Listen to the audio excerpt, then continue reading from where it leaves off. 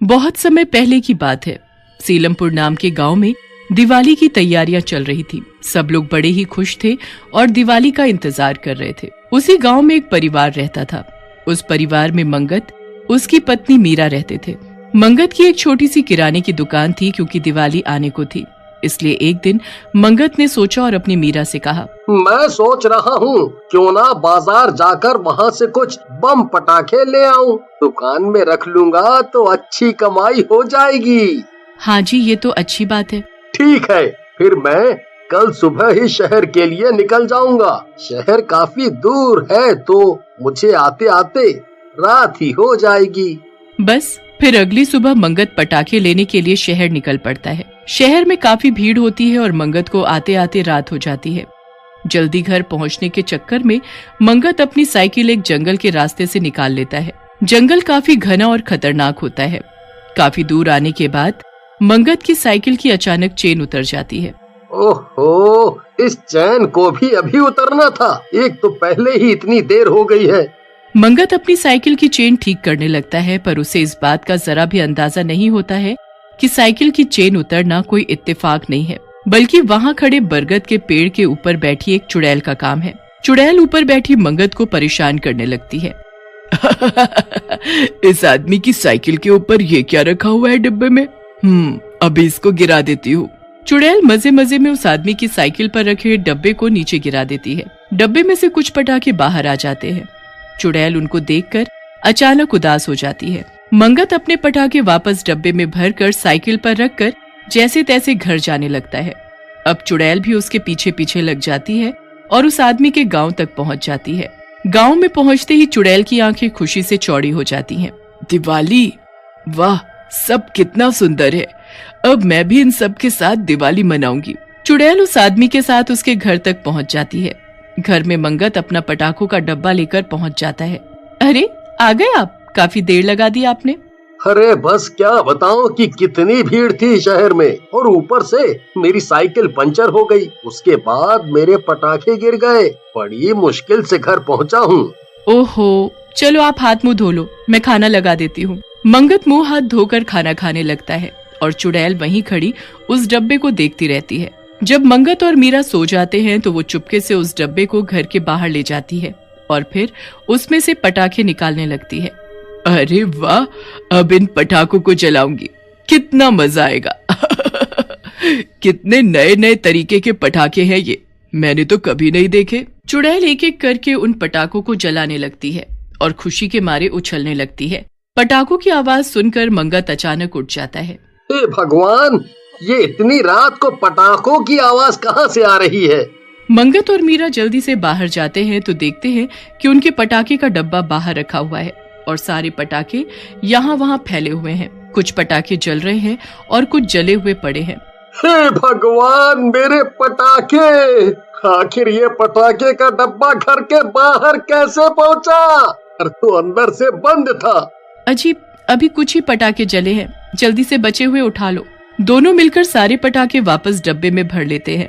चुड़ैल वहीं खड़ी देखती रह जाती है।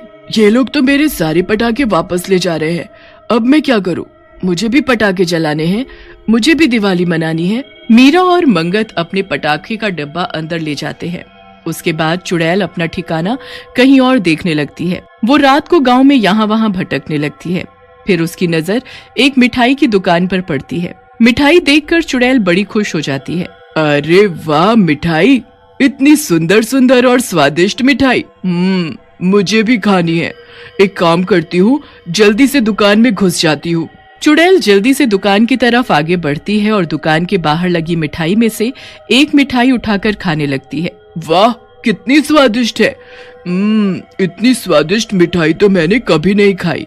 चुड़ैल वहाँ खड़ी मिठाई का स्वाद ले ही रही होती है कि तभी दुकान का मालिक अपने नौकरों को दुकान बंद करने को बोलने लगता है। अरे भाई, इतनी रात हो गई है, जल्दी जल्दी सब मिठाई दुकान के अंदर रखो और दुकान बंद करो। इतने आलसी हो गए हो तुम लोग कि मैं तो परेशान हो गया हूँ तुमसे। अभी सब मिठाई अंदर रख रहे हैं बाबूजी, आप चिंता ना करें, बस 5 मिनट में हम सब कर देंगे। दुकानदार अपने नौकरों पर गुस्सा करता है और सब जल्दी जल्दी सारी मिठाई अंदर रख देते हैं। चुड़ैल मिठाई के 2 टुकड़े लेकर वहीं खड़ी रह जाती है। मेरी मिठाई, अब मैं मिठाई कैसे खाऊंगी? अब मैं क्या करूं? मुझे कुछ और देखना पड़ेगा। वो रात ऐसे ही निकल जाती है और फिर अगले दिन चुड़ैल फिर से यहाँ वहाँ भटकने लगती है। उसे गांव में चारों तरफ दिवाली की तैयारियां होती दिखती हैं, जिसे देख वो बड़ी खुश होती है और वहीं खड़ी होकर सब बड़े ध्यान से देखने लगती है।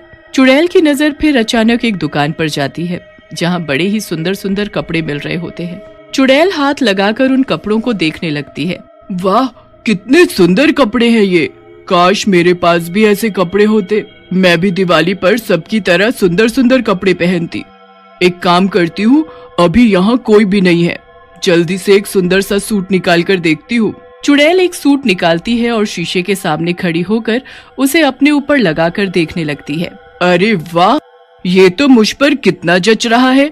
अब मुझे भी यही सूट चाहिए, मैं भी दिवाली पर इसे पहनूंगी। चुड़ैल उस सूट को अपने ऊपर लगाकर देख ही रही होती है कि अचानक उसके पीछे दुकानदार आ जाता है, जिसे वो चुड़ैल सामने तो नहीं बल्कि शीशे में दिख जाती है। अरे भाई लोगों, जल्दी आओ, जल्दी आओ।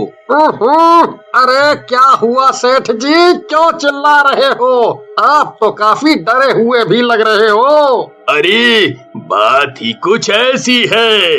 अरे पर बात तो बताओ कि क्या है? अरे मैंने अपनी दुकान में एक चुड़ैल देखी है। मुझे वो सामने तो नहीं दिखी, लेकिन वो शीशे में साफ साफ दिख रही थी। वो मेरी दुकान के कपड़े अपने ऊपर लगाकर शीशे के सामने खड़ी थी और खुद को देखकर बड़ी खुश हो रही थी। हे भगवान, ये आप क्या बोल रहे हो? हमारे गांव में मतलब चुड़ैल घूम रही है? अरे भाई लोगों, अब दिवाली आ रही है ना, इसलिए मुझे लगता है किसी ने जादू टोना करके आपकी दुकान में चुड़ैल छोड़ दी है। आप जल्दी इसका कुछ करो, क्योंकि आज आपकी दुकान बर्बाद कर देगी और कल को किसी और की। अरे जल्दी से गांव के तांत्रिक को बुलाओ और वही इसका समाधान करेंगे। और आप सबसे पहले उस दुकान को बाहर से बंद कर दो, ताकि वो चुड़ैल अंदर ही बंद हो जाए। दुकानदार जल्दी से जाता है और अपनी दुकान का शटर बाहर से लगा देता है। शटर बंद करते ही चुड़ैल अंदर बंद हो जाती है। अरे ये दुकान किसने बंद कर दी? अब मैं क्या करूं? मुझे तो इतना जादू भी नहीं आता कि मैं ये दुकान खोल सकूं। अब मैं क्या करूं? चुड़ैल तो अंदर बंद हो जाती है और इधर गांव वाले उस तांत्रिक को बुला लाते हैं। तांत्रिक दुकान के बाहर खड़े होकर अपने मंत्र पढ़ने लगता है और कुछ कुछ चीजें दुकान के ऊपर फेंकने लगता है। मुझे किसी ने नहीं भेजा है, मुझे यहाँ से आजाद कर दो, मुझे जाने दो। तांत्रिक उस दुकान का दरवाजा खुलवाता है और फिर बहुत सारी भभूत उस चुड़ैल पर फेंकता है, जिससे वो चुड़ैल सबको दिखने लग जाती है। उसके बड़े ही फटे पुराने कपड़े होते हैं और दिखने में वो बहुत ही गरीब होती है। मुझे जाने दो, मुझे भस्म मत करो, मैंने किसी का कुछ बुरा नहीं किया। तो फिर तू इस गांव में क्या कर रही है और इस दुकानदार के साथ क्या करने वाली थी? मैं कुछ नहीं करना चाहती थी मैं तो बस इस पटाखे वाले के पीछे पीछे इस गांव में आ गई, क्योंकि मुझे पटाखे जलाने थे। फिर जब मैंने पटाखे जलाने शुरू किए तो उसकी आवाज से ये लोग उठ गए और सारे पटाखे ले गए। मैं बाहर ही रह गई। उसके बाद मैं मिठाई खाने गई तो वहाँ भी उस दुकानदार ने सारी मिठाई अंदर रखवा दी और मैं मिठाई भी नहीं खा पाई। मैंने कुछ नहीं किया, मैं बहुत गरीब थी और दिवाली वाले दिन ही मेरी मौत हो गई थी बड़ी इच्छा थी हमेशा एक अच्छी दिवाली मनाऊं, पर ऐसा कभी नहीं हो सका मैं भूत चुड़ैल देखकर बता सकता हूँ कि कितना खतरनाक है। ये चुड़ैल ऐसी नहीं है, ये सच बोल रही है। अब तुम सब गांव वालों को इसकी इच्छा पूरी करनी होगी, पर तुम भी वादा करो कि उसके बाद तुम यहाँ से चली जाओगी। हाँ, मैं वादा करती हूँ, फिर मैं चली जाऊंगी। बस फिर सब गांव वाले उसकी ये इच्छा पूरी करते हैं। उसकी जो इच्छा जीते जी पूरी नहीं हो पाई थी, वो मरने के बाद पूरी हो ही जाती है। दिवाली के खत्म होते ही वो चुड़ैल सबको खुशी से धन्यवाद करती है और वहाँ से हमेशा हमेशा के लिए चली जाती। बहुत समय पहले की बात है। रामपुर नाम का एक गांव हुआ करता था। उस गांव के लोगों में आपस में बहुत प्यार और भाईचारा था। सब मिलजुल कर एक परिवार की तरह रहते और सभी खुशी और त्योहार मिलजुल कर मनाते। दिवाली आने वाली थी, इसलिए उस गांव में रौनक और भी ज्यादा थी। हर तरफ बाजार लगे हुए थे, हर तरफ रोशनी और खुशियां ही खुशियां थी। सब दिवाली की सफाइयों और तैयारियों में लगे हुए थे। बच्चों को तो दिवाली आने का सबसे ज्यादा इंतजार था, पर किसी को क्या पता था दिवाली से पहले उनके गांव में इतनी बड़ी मुसीबत आने वाली है। दिवाली से कुछ दिन पहले की ही बात है, जब उस गांव में एक रात एक चुड़ैल दाखिल हो जाती है। उस चुड़ैल के पास एक बहुत ही बड़ा अनार बम होता है।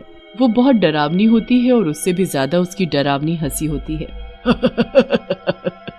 आ गई मैं, मुझे इससे ज्यादा अच्छा गांव कोई मिल ही नहीं सकता था। यही वो गांव है जहाँ मेरा मकसद पूरा हो सकता है, पर सबसे पहले मुझे यहाँ रहने के लिए कोई जगह चाहिए होगी। कहाँ जाऊँ? चुड़ैल यहाँ वहाँ गांव में अपना रहने का ठिकाना ढूंढने लगती है। फिर उसकी नजर एक घर पर पड़ती है। वो उसकी खिड़की से अंदर झांक कर देखती है तो अंदर टोकरों में कुछ बम पटाखे रखे हुए होते हैं। फिर वहाँ माला आती है जो उन टोकरों को उठाकर एक किनारे रखने लगती है। आज तो काफी पटाखे बना लिए मैंने, अब कल इनको शहर जाकर बेच आऊंगी। हे भगवान, इस पेट को पालने के लिए इस अकेली औरत को क्या क्या करना पड़ता है, पर कर भी तो क्या सकती हूँ। जब मेरा कोई है ही नहीं तो अकेले ही सब करना होगा। अच्छा, तो ये औरत इस घर में अकेली रहती है, और इसका पटाखे का काम है। वाह, इससे बढ़िया तो मुझे कोई घर मिल ही नहीं सकता था। चुड़ैल उस घर का दरवाजा खटखटाने लगती है। अरे, कौन आ गया इतनी रात को? किसी को भी चैन नहीं है।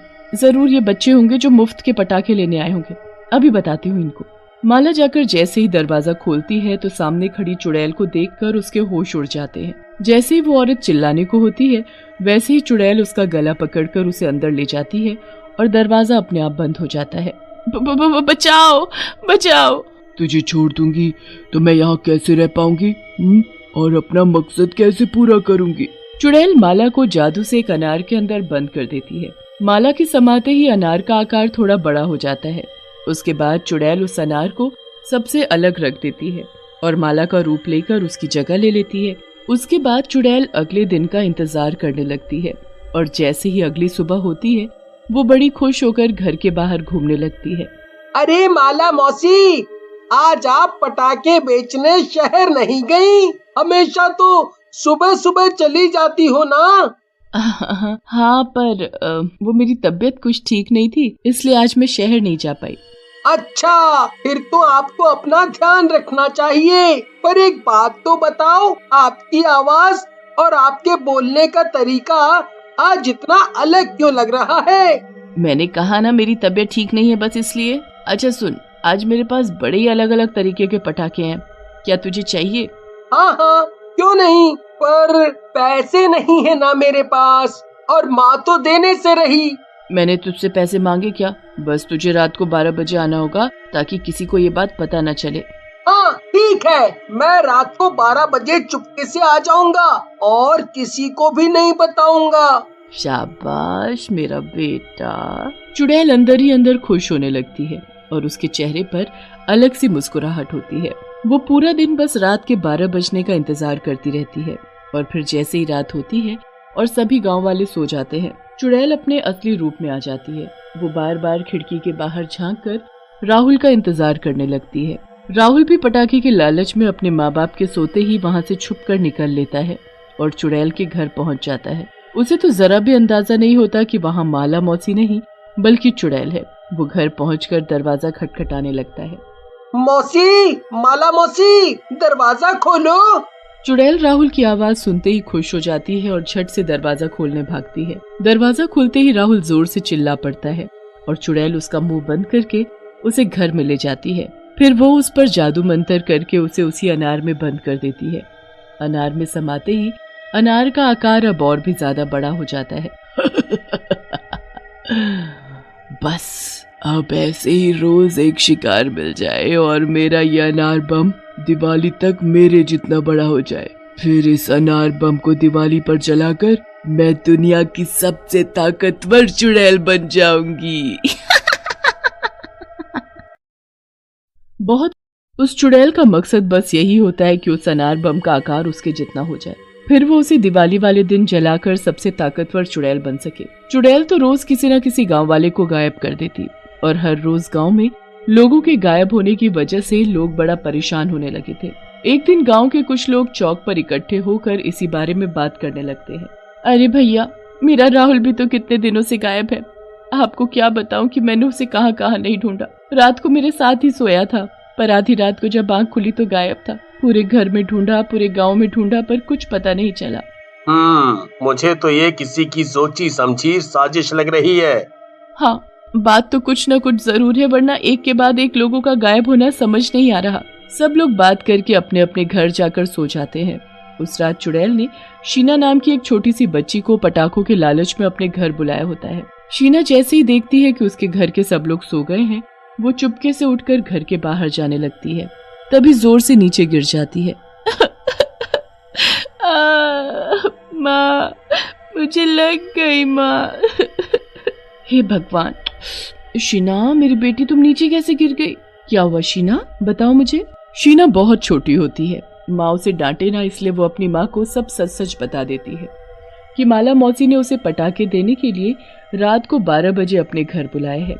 रात को 12 बजे माला ने मेरी बेटी को अपने घर क्यों बुलाया है? आखिर इतनी रात को क्यों? कुछ गड़बड़ है, मुझे सब गांव वालों को बताना चाहिए। शीना की माँ को चैन नहीं पड़ता और वो उसी वक्त पड़ोसियों को उठाकर सारी बात बताती है। पड़ोसियों को भी ये बात अजीब लगती है। हम सबको चुपके से वहाँ जाकर देखना चाहिए। एक काम करते हैं, हम शीना बेटी को वहाँ भेज देते हैं और उसका पीछा करते हैं। ना बाबा ना, मैं अपनी बेटी को ऐसे किसी के घर इतनी रात को क्यों भेजूं? अरे भाभी जी, हम सब हैं ना, हम सब उसके पीछे पीछे जाएंगे, आप चिंता मत करो। बड़ी मुश्किल से शीना की माँ इस बात के लिए राजी होती है। फिर वो शीना को माला के घर भेज देते हैं। शीना दरवाजा खटखटाती है। तभी एक चुड़ैल दरवाजा खोलती है और पलक झपकते ही शीना को दबोचकर घर के अंदर ले जाती है।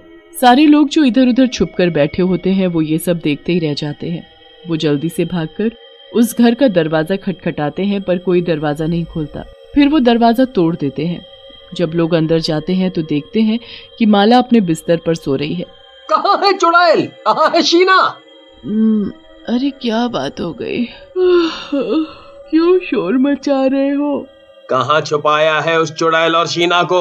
हो ना हो ये तुम्हारा ही काम है।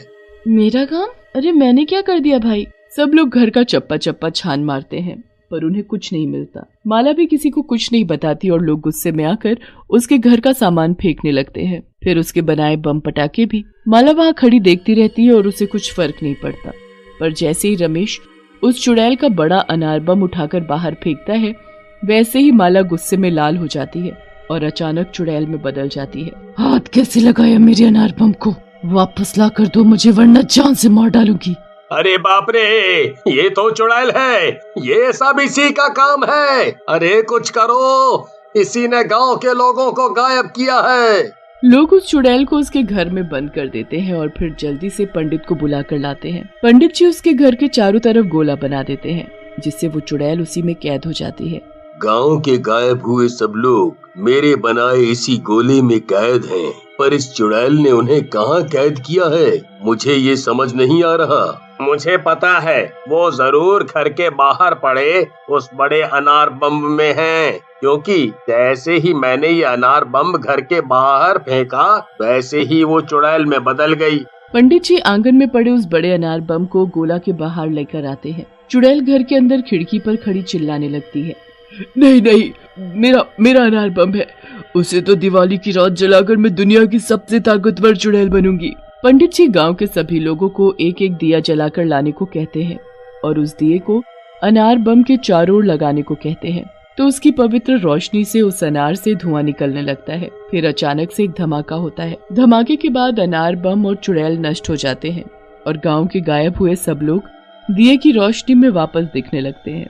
पूरा गांव खुशी से झूम उठता है और हमेशा की तरह उस दिवाली भी सब मिलजुल कर दिवाली मनाते हैं। उस चुड़ैल का मकसद बस यही होता